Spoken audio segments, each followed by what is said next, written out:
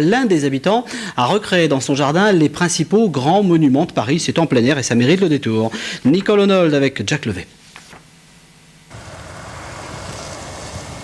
Nous sommes en pleine campagne, à 20 km de Montauban, à Veyssac précisément. Mais quand Gérard Brion ouvre les volets, c'est autre chose qu'il voit. Paris à l'horizon. Paris sans la pollution. On pourrait croire que Gérard rêve tout éveillé. Mais non, il a bien Paris à ses pieds. Un petit Paris, tout en miniature, avec, ce matin-là, une scène complètement gelée. Malgré le froid, Gérard effectue sa tournée quotidienne.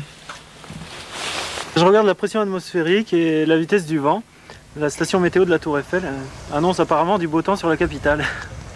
Mais le trafic est fluide aujourd'hui. C'est la place de la Concorde, il n'y a pas trop de bouchons, ça circule bien.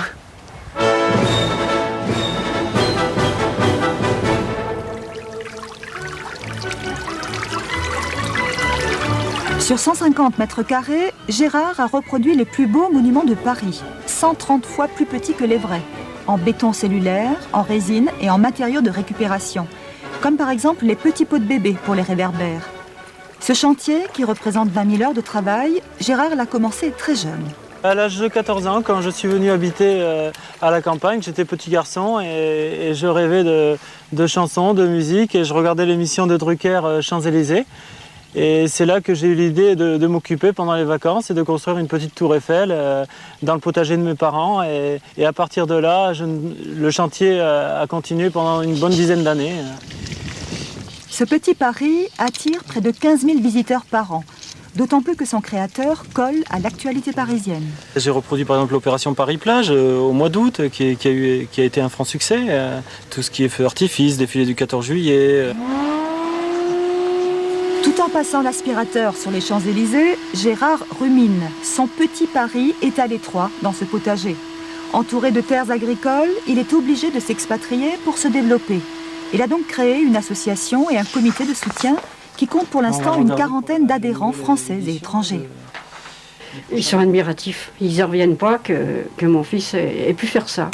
Même il y en a beaucoup qui croient que c'est un pépé à la retraite. Quand ils ont vu mon fils, mais c'est pas possible. Ce projet a bouleversé la vie de Gérard. Aujourd'hui, il aimerait créer un véritable parc à thème et multiplie pour cela les contacts avec des personnalités.